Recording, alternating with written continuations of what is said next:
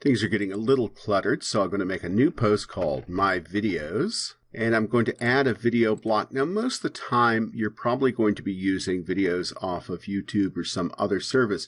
But if you want to put a video on your own server in your own website, this is a nice little block to do it. Video. And I've got one over here that I downloaded, a sample video off the web. I'm going to drag it there.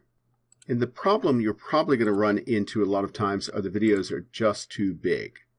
In that case, you're probably going to want to use YouTube or some other service to host your videos.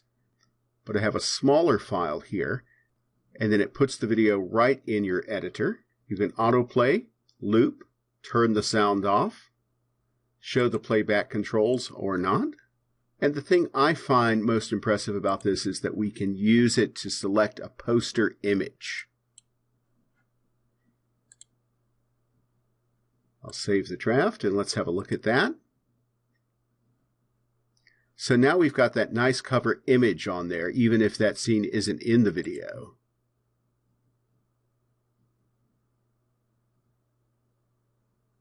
And so that's great for putting short videos on your site.